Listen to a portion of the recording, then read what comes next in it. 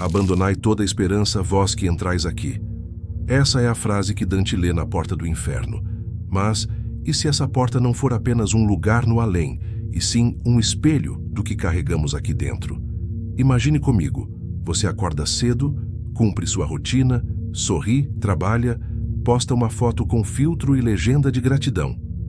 Mas por dentro, sente que está em um tipo de repetição sem sentido. Nada é exatamente errado, mas tudo parece suspenso. Você não está em sofrimento agudo, mas também não está vivo de verdade. Se você já se sentiu assim, preso, mas sem saber ao certo onde ou porquê, então talvez este vídeo seja para você um mapa simbólico para decifrar os seus próprios labirintos emocionais e espirituais. E esse mapa foi desenhado por um poeta do século XIV.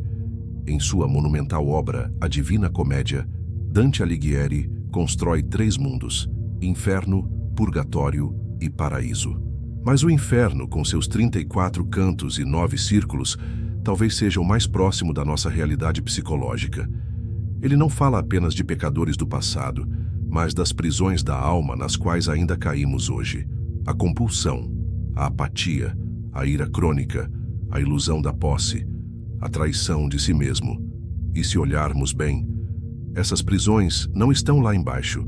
Elas moram em nossa rotina, na maneira como reagimos, ou evitamos, ou fugimos. E até o final deste vídeo você vai reconhecer em quais círculos tem caminhado. E talvez encontrar a saída para começar a subir. Não com promessas mágicas, mas com consciência, com lucidez, com poesia. Agora me diga, qual foi a última vez que você desceu dentro de si para realmente se libertar? Se essa jornada já está fazendo sentido para você, considere deixar seu like e se inscrever. Temos muito a explorar juntos.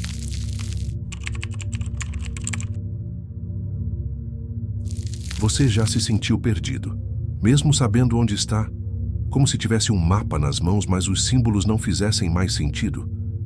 Dante também se sentiu assim. E foi nesse momento, no meio de sua vida, que ele se viu numa selva escura. No meio do caminho da vida, me encontrei numa floresta escura, pois a reta via havia se perdido. Essas são as primeiras palavras do inferno. E talvez sejam também as palavras mais sinceras da alma moderna. Ali, em meio ao medo, Dante encontra um guia inesperado, Virgílio, um poeta da Roma antiga. O autor da Eneida, que séculos antes já havia descrito a descida de um herói ao mundo dos mortos. Essa escolha não é casual. Virgílio representa a razão, a sabedoria clássica, a linguagem refinada, mas também os limites da mente que tenta explicar tudo. Ele é aquele que pode mostrar o caminho, mas não atravessar o céu. Pode descrever o abismo, mas não oferecer salvação. Essa parceria entre Dante e Virgílio nos conta algo profundo. Até mesmo a razão precisa de humildade diante do mistério. Às vezes, saber não basta. É preciso sentir e confiar em algo que ainda não se vê. Pense comigo.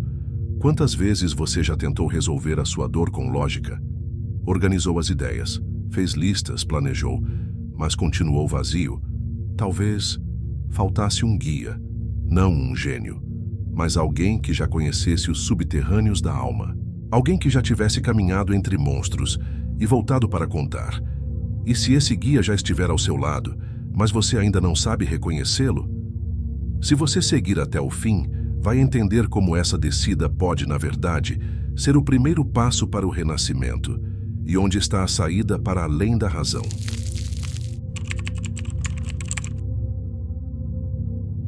Logo após cruzar a temida porta do inferno, Dante encontra um lugar que não parece tão terrível assim.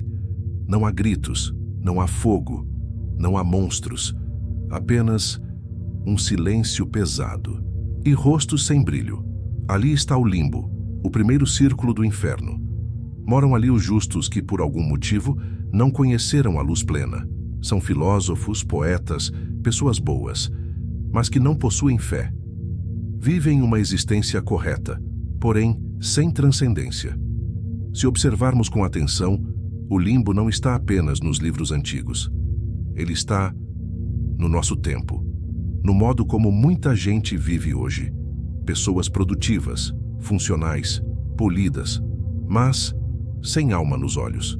Vivem em uma espécie de neutralidade emocional. Nada dói demais, mas também nada encanta. É o estado da apatia lúcida, saber que algo está faltando, mas não conseguir nomear o que é. É como assistir à própria vida do lado de fora, responder tudo bem por reflexo, desconectar-se sem perceber, viver em rascunho. Dante coloca no limbo figuras grandiosas, como Homero, Sócrates e Virgílio, não como um castigo moral, mas como uma metáfora daquilo que a razão sozinha não pode alcançar. Eles caminham, mas nunca dançam. Pensam, mas não se elevam. Porque lhes falta uma centelha que só o desejo espiritual desperta. Agora pense comigo, você já teve fases assim? Momentos em que tudo estava ok, mas no fundo você se sentia como uma sombra de si mesmo? Talvez você estivesse no seu próprio limbo. E o mais perigoso desse lugar é que ele não parece uma prisão. Se você reconhecer o limbo, pode estar mais perto de sair dele. Ainda vamos falar sobre os ventos que te arrastam, os pesos que você carrega e o gelo que congela seus afetos.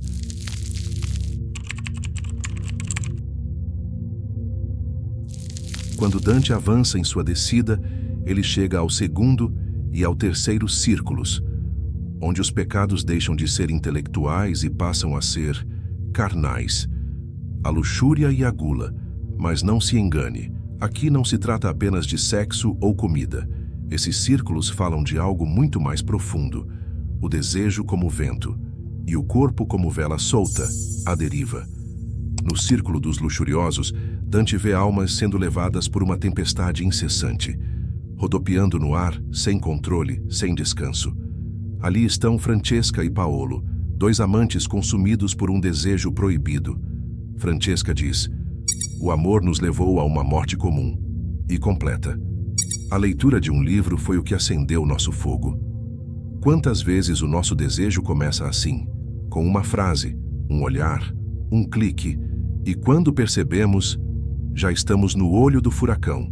Hoje o vento não é literal, mas sopra pelas redes sociais, pelos aplicativos, pelos vícios digitais.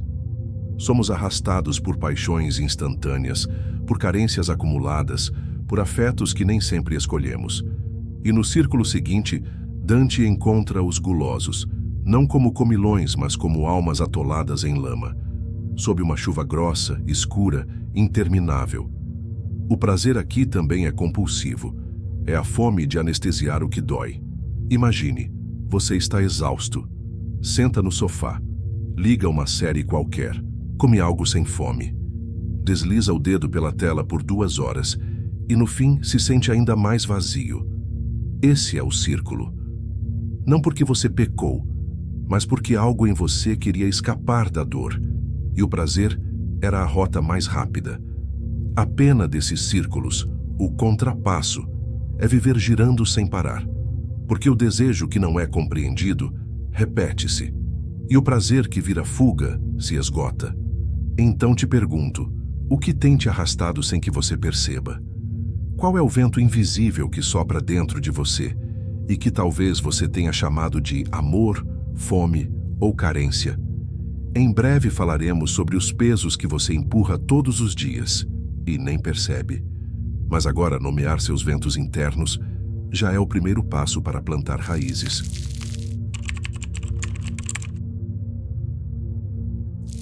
Você já sentiu que está sempre carregando algo, mesmo quando tenta descansar? Uma ansiedade constante, um peso invisível, como se algo te empurrasse o tempo inteiro? Dante desce mais um círculo, e agora, o cenário muda.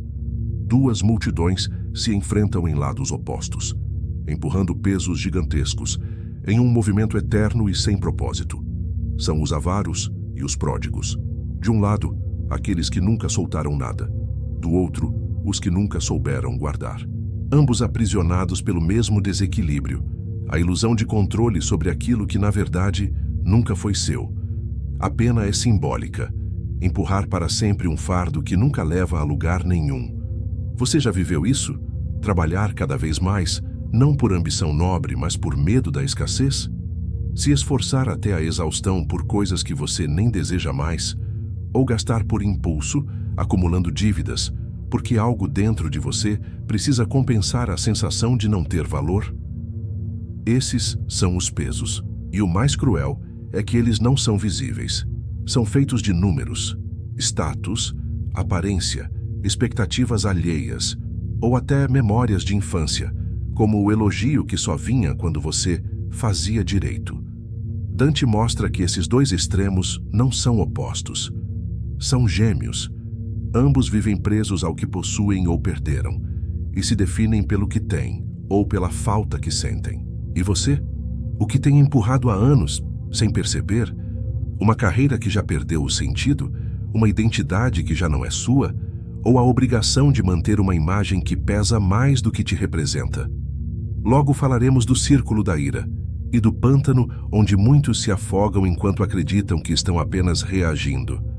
Mas primeiro, reconheça o que está te sobrecarregando em silêncio.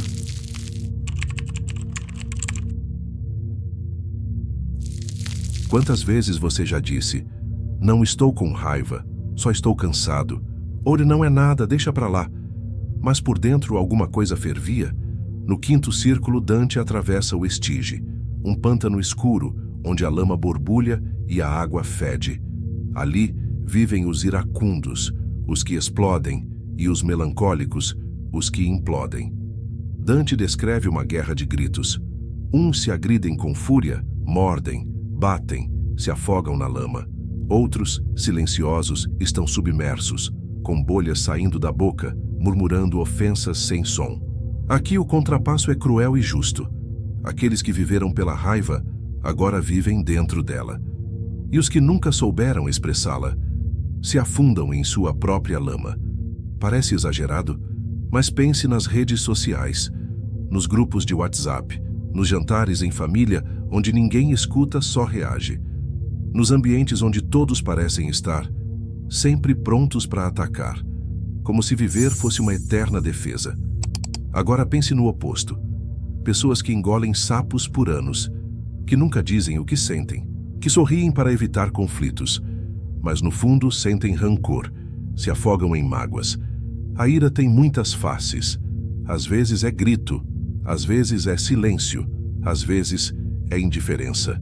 Dante não moraliza, ele revela. Mostra que o verdadeiro inferno da raiva não está no ato, mas na prisão que ele gera, na repetição, na impotência, no ressentimento que se torna identidade. E você? Tem espancado os outros em pensamento? Ou tem se afogado em coisas que não consegue dizer? Talvez você esteja atravessando o seu próprio Estige. E o mais perigoso é pensar que isso é normal. Nos próximos círculos falaremos sobre algo ainda mais profundo. Não o que você sente, mas o que você crê. E quando essa crença vira prisão, porque há um tipo de fogo que queima por dentro e te impede de ver além do tempo. Você já conheceu alguém que só acredita no que vê?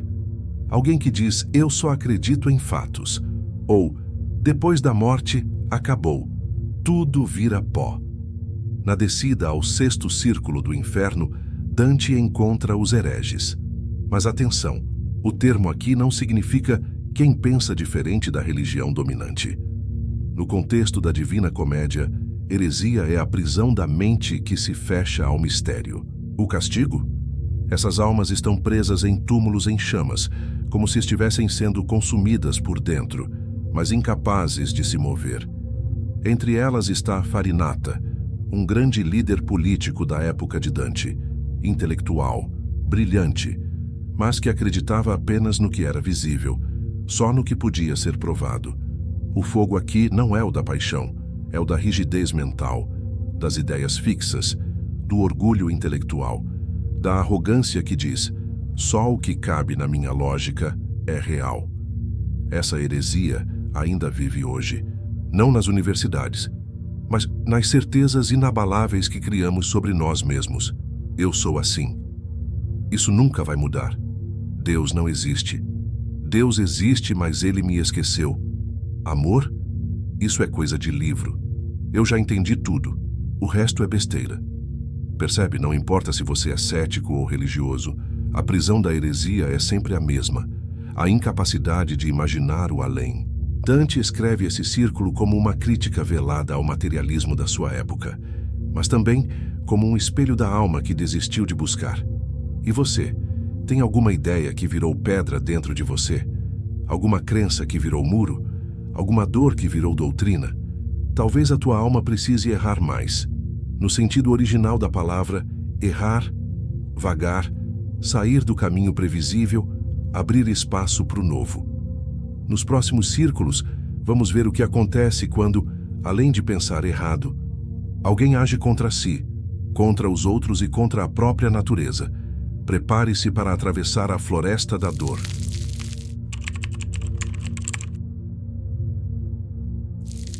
Existem dores que são tão intensas que se transformam em agressão contra o corpo, contra o outro, contra o próprio Criador. No 7º círculo do inferno, Dante desce a um território dividido em 3 giros, 3 formas de violência, 3 maneiras de tentar apagar a dor usando mais dor. Primeiro, os violentos contra o outro. São os tiranos, assassinos, cruéis, mergulhados num rio de sangue fervente.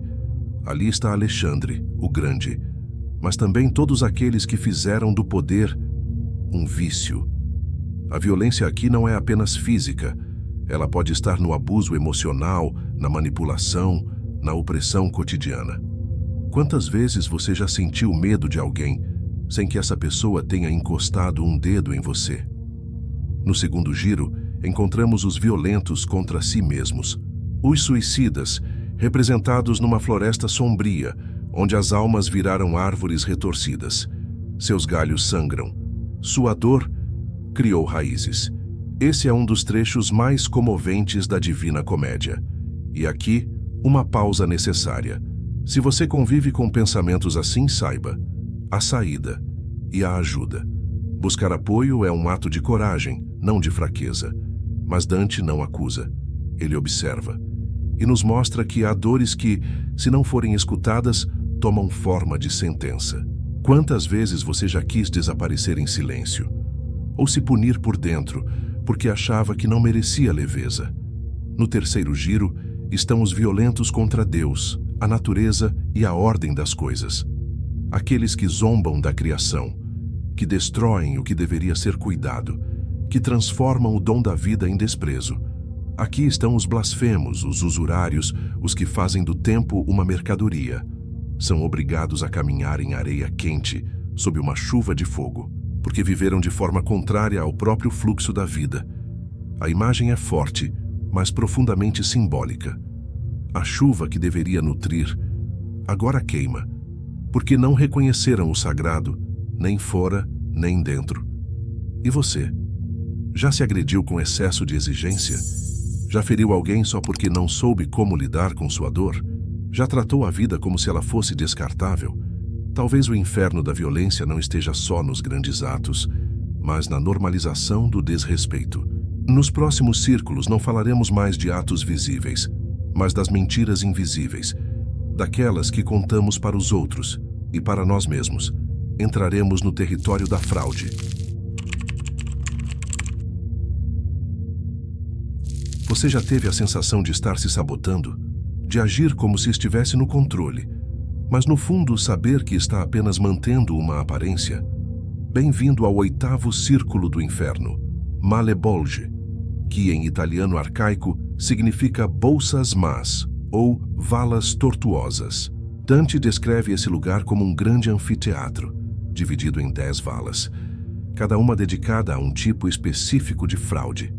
Ali estão os sedutores, os aduladores, os corruptos, os hipócritas, os maus conselheiros, os falsários, os falsos amigos, os enganadores de boa aparência, os que usaram a inteligência como armadilha.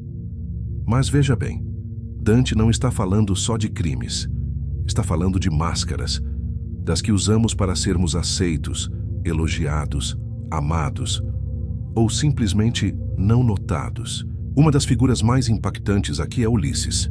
Sim, o herói da Odisseia, que agora arde em uma chama dupla junto com seu companheiro Diomedes. E por quê? Porque enganaram até os deuses, diz Dante. Usaram a eloquência, a razão e a estratégia para iludir. Em um dos momentos mais poéticos do inferno, Ulisses conta seu erro fatal. Fiz-me ao mar aberto, com apenas um barco e uma só alma para guiá-lo. Mas não era coragem. Era hubris, a arrogância de quem confunde sabedoria com ambição. E você? Já se aconselhou com mentiras internas? Já criou narrativas para justificar uma escolha que no fundo sabia não estar alinhada com seu coração? Quantas vezes você já performou segurança, equilíbrio, felicidade, só para não lidar com o vazio? Hoje, as valas de Malebolge podem estar disfarçadas de feed, de filtros, de discursos sobre merecimento e autenticidade, que no fundo escondem medo, comparação ou ressentimento. Dante constrói esse círculo como um labirinto, e a lógica é precisa. A mentira te prende, porque ela exige manutenção constante. E quanto mais você mente, mais precisa manter a pose. A fraude não é só o que se diz, é também o que se cala. É olhar para o espelho e não se reconhecer. No último círculo, Dante nos revela o núcleo mais gelado da alma, onde o amor se congela e a traição se transforma em estática. Vamos ao fundo, onde o gelo arde mais do que o fogo.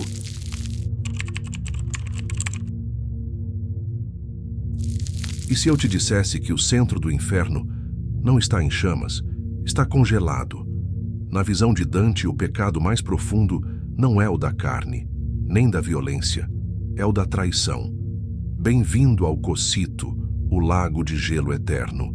Ali jazem os que traíram o vínculo mais sagrado, a família, os amigos, a pátria, o bem absoluto.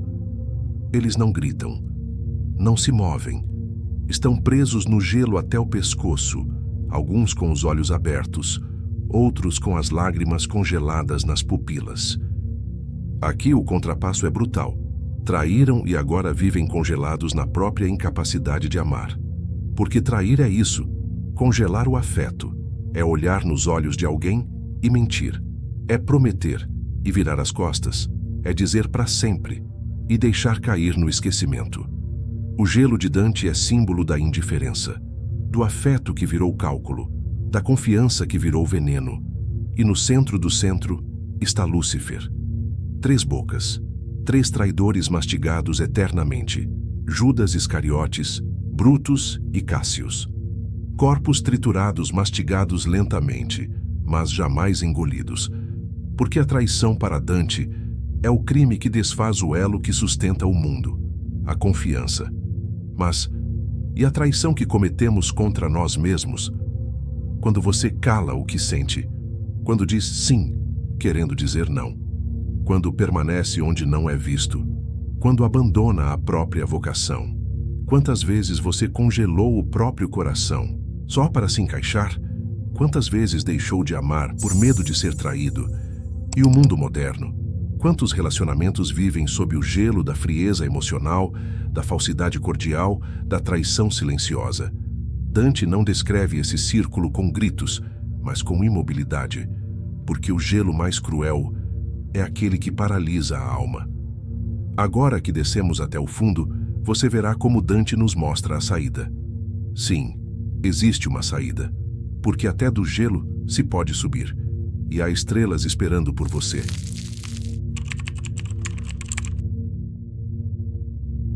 E saímos a rever as estrelas. Com essa frase, Dante encerra sua travessia pelo inferno. Mas talvez ele esteja falando também de nós. Sim, porque todos temos nossos círculos, nossos pesos, nossos pactos silenciosos com a dor. Todos, em algum momento, já foram Francesca arrastada pelo vento, ou Farinata queimando em ideias rígidas, ou uma árvore silenciosa sangrando sozinha no meio da floresta. Mas a travessia é possível, e o fio de saída é sempre interno. Esse vídeo não foi uma resposta, foi um espelho, uma tocha, uma pergunta estendida no escuro. E se algo em você se moveu, se uma sombra ganhou nome, se uma dor se revelou um degrau, então a jornada começou. Que você tenha coragem de atravessar seu próprio inferno, não para fugir dele, mas para transformá-lo em caminho. As estrelas estão lá, não para serem alcançadas, mas para lembrar que existe direção, mesmo na noite mais escura. Se essa jornada simbólica tocou você, comente abaixo. Qual círculo falou mais alto ao seu coração? E se quiser continuar essa travessia com a gente, inscreva-se, porque nos próximos vídeos vamos começar a subir.